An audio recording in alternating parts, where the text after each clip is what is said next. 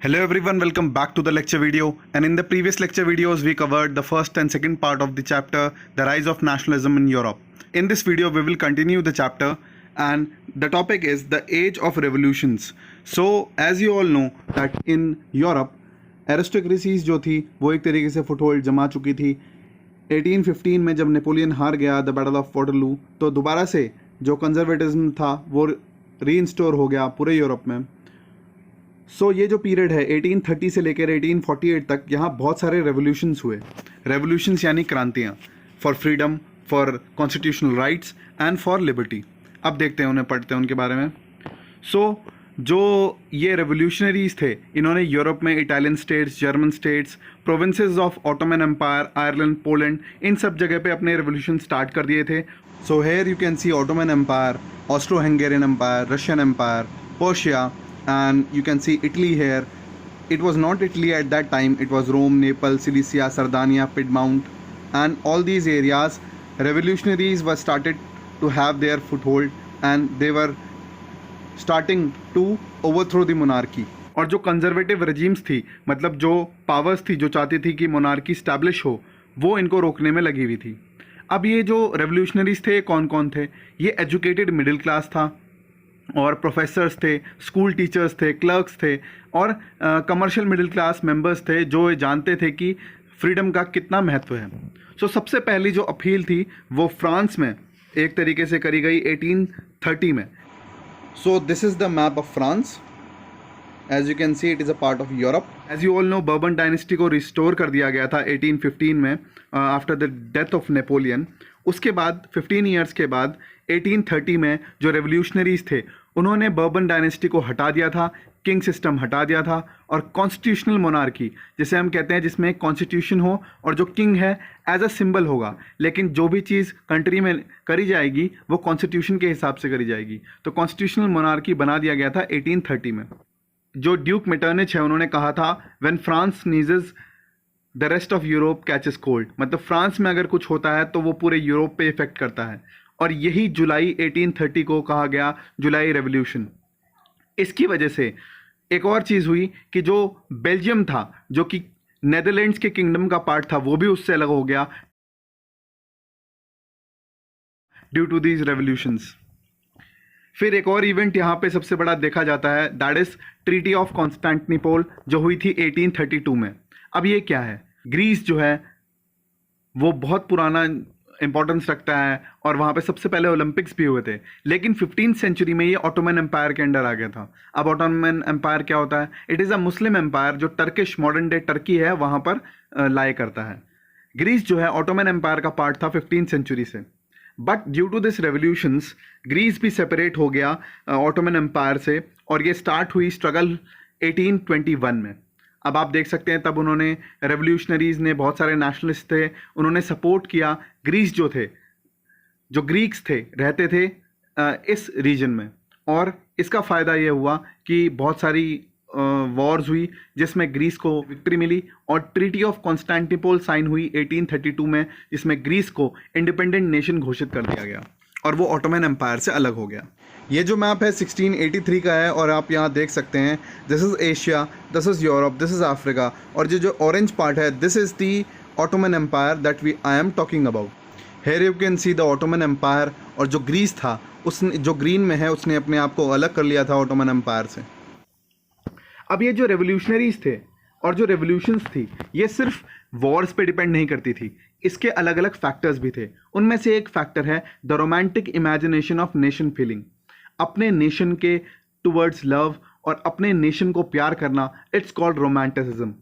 तो आप देख सकते हैं, a cultural movement which sought to develop a particular form of nationalist sentiment. ऐसी मूवमेंट, ऐसी कल्चरल मूवमेंट जो एक नेशन लव स्टार्ट करे, उसे हम कहते हैं रोमांटिसिज्म.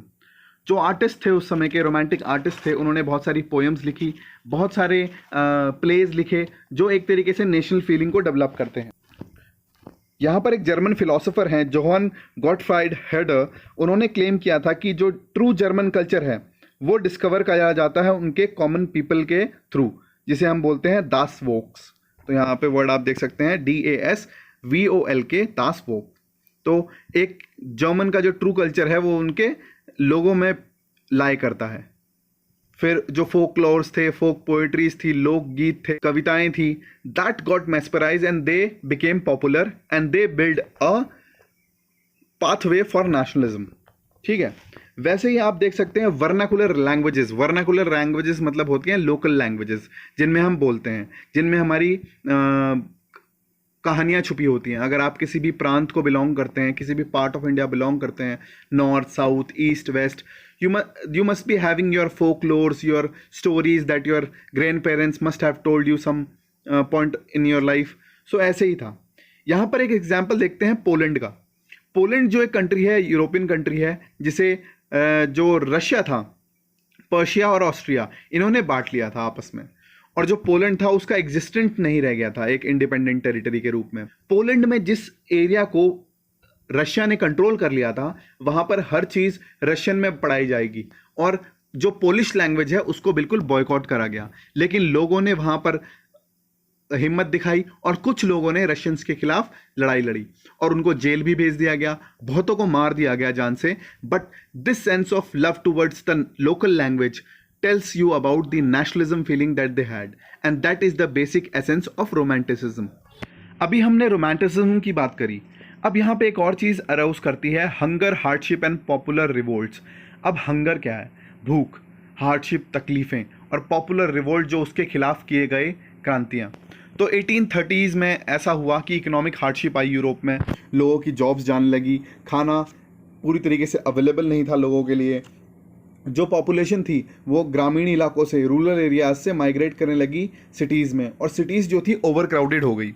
और इससे क्या होता है कि जब लोग बढ़ जाते हैं, प्रोडक्शन कम होता है और उनको स्केर्सिटी होती है फूड की, और उन्होंने बहुत स्ट्रगल करना पड़ा।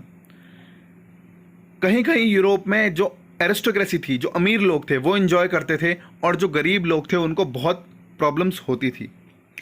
1848 में बहुत बुरा ईयर रहा, जहाँ पर बहुत सारी ऐसी कंडीशंस आ गई जिससे जो लोग थे, नॉर्मल पीपल थे, उनको फूड शॉर्टेजेस होने लगी और अनएम्प्लॉयमेंट पूरी तरीके से फैल गया पूरे फ्रांस में, और लोग तो रोडों पर आ गए पेरिस की। बैरिकेड्स वर इरेक्टेड, और जो लुइस फिलिपी था, फ्रांस का कॉन्स्टिट्यूशनल मोनार्क का जो किंग था, उसे भागना पड़ा। अब आगे देखते हैं क्या हुआ। यहाँ आप पिक्चर देख सकते हैं, पीजेंट्स अपराइजिंग के लोग रास्तों पे आ गए। अब इससे क्या हुआ, नेशनल असेंबली ने क्या किया, फ्रांस को रिपब्लिक घोषित कर दिया, और 21 ईयर्स के ऊपर जो भी मेल थे अडल्ट, उनको वोटिंग राइट्स दे दिए। ठीक है, 1845 में क्या हुआ, अभी हम देखते हैं, 3 साल पहले की बात है। सिलिसिया एक जगह है, वहाँ पर कॉन्ट्रैक्टर्स थे जो रॉ मटेरियल सप्लाई करते थे टेक्सटाइल को, वो पेजेंट्स को पैसे नहीं देते थे और खुद इंजॉय करते थे।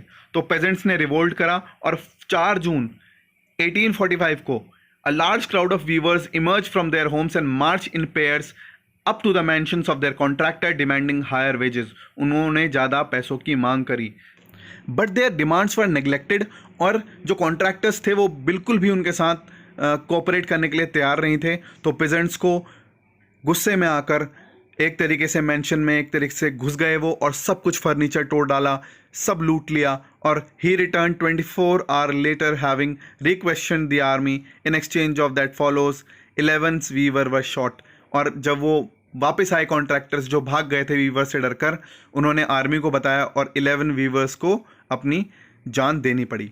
That showed that how hunger can turn into a revolt and how it can take your life. Now let's talk about the revolution of the liberals. Liberals जो थे उनका क्या तरीका रहा रेवोल्यूशन करने का। तो जैसे पुअर पीपल, अनएम्प्लॉयड पीपल, जो स्टार्विंग पेजेंट्स थे, उनका अलग तरीका था रिवोल्ट करने का। और 1848 में यूरोप में बहुत सारा रेवोल्यूशन हुए जो एजुकेटेड मिडिल क्लास ने करे। जो फरवरी 1848 में फ्रांस में एक तरीके से मोनार्की को हटा दिया गया और रिपब्लिक घोषित कर दिया गया फ्रांस को।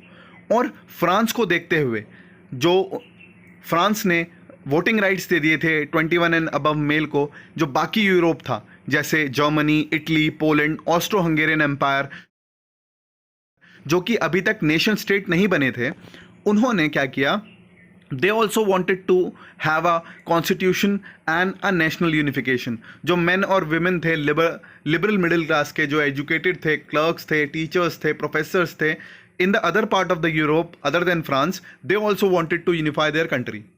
और वो क्या चाहते थे? वो चाहते थे constitution, freedom of press and freedom of association. Basically they wanted their rights and they wanted to be an independent nation with a constitution. अब देखते हैं जर्मनी में क्या हुआ। जर्मनी में जो मिडिल क्लास प्रोफेशनल्स थे, बिजनेसमैन थे, उन्होंने क्या किया, फ्रैंकफर्ट एक सिटी है वहाँ पर आए और उन्होंने डिसाइड किया कि वो ऑल जर्मन नेशनल असेंबली बनाएंगे। और 18 मई 1848 को these 831 elected representatives they went to a church जिसे चर्च ऑफ सेंट पॉल कहा जाता है, जो फ्रैंकफर्ट में ही है। वहाँ पर जाकर ये लोग इकट्ठा हुए और इन्होंने वहाँ पर अपनी पहली पार्लियामेंट कन्वीन करी। उन्होंने एक कॉन्स्टिट्यूशन बनाया जर्मन नेशन के लिए और जो अपने प्लान्स थे वो उस समय के राजा फ्रेडरिक विलियम फोर्थ को रखे सामने, जो पर्शिया का किंग था। German empire basically Persian kingdom था। उसने रिजेक्ट कर दिया और उसने बाकी जो मोनार्क्स थे आपस में उनको साथ मिलकर इस असेंबली के खिलाफ एक तरीके से वॉर स्टैब्लिश कर दी। While the opposition of the aristocracy and military became stronger, the social biases of the parliament eroded. अब जो opposition था जिसमें एरिस्टोक्रेसी थी, किंग थे और उसके आसपास जो मोनार्क थे वो थे, तो जो पार्लियामेंट में 831 इलेक्टेड रिप्रेजेंटेटिव्स थे वो बेसिकली मिडिल क्लास को बिलोंग करते थे and they didn't work and they didn't work on the demands of the workers and artisans and consequently lost their support.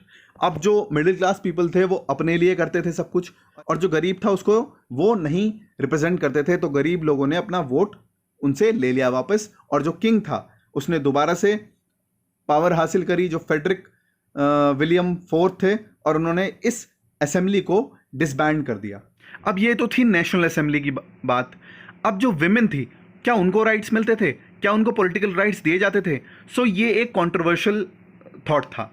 जो लिबरल मूवमेंट हुई थी उसमें मिडिल क्लास लोगों ने राइट्स दिए वोटिंग के, बट विमेन को नहीं दिए। विमेन जो थी उन्होंने बहुत सारी पॉलिटिकल एसोसिएशन फॉर्म करी, न्यूज़पेपर फॉर्म किए और पॉलिटिकल मीटिंग्स इस्टेब्लिश करी। They wanted to be a part of the country future and they wanted to give vote, but they were not given the right to vote. अब आप देख सकते हैं यहाँ फ्रैंकफर्ट पार्लियामेंट यहाँ पे आपको दिख रही होगी सेंट पॉल्स के चर्च में, और जहाँ पर वो 831 मेंबर्स जो हैं वो यहाँ बैठे हुए हैं। अब आप यहाँ देखेंगे कि विमेन जो हैं वो अपर लेफ्ट गैलरी में हैं, ठीक है, तो उनको मेन चर्च के जो असेंबली हॉल है वहाँ पर भी नहीं होने दिया खड़ा। तो इससे क्या दर्शाता है? That they were biased and they didn't give rights to women and they didn't wanted to have an egalitarian form of government. Only men were able to vote. अब आपने जैसे आपने देखा जो लिबरल थे जिन्होंने 831 लोगों ने मिलकर एक नेशनल असेंबली स्टैब्लिश करी थी जिसको बाद में डिसबैन कर दिया गया था, लेकिन जो मोनार्क्स थे वो समझ गए थे कि अब हमें प्रॉब्लम फेस तो करनी पड़ेगी और धीरे धीरे मूवमेंट स्टार्ट होगा। तो उन्होंने भी अपनी रूलिंग में चेंज करे और जो सर्फडम था, मतलब बॉन्डेड लेबर था, उसको हटा दिया, अबॉलिश कर दिया। और जो हैम्सबर्ग डोमिनियंस में था रशिया के, और हैम्सबर्ग रूलर्स ने क्या किया? ऑटोनॉमी दे दी हंगेरियंस को। हंगरी एक कंट्री है, वहाँ के लोगों को खुद से अपने आप को राज करने की परमिशन दे दी। So these were the things that were made due to these revolutions. So this is all from this video. In the next video, we will be covering the making of Germany and Italy as well as the idea of visualizing the nation. Thank you. Have a nice day. Till then, take care. Jai Hind.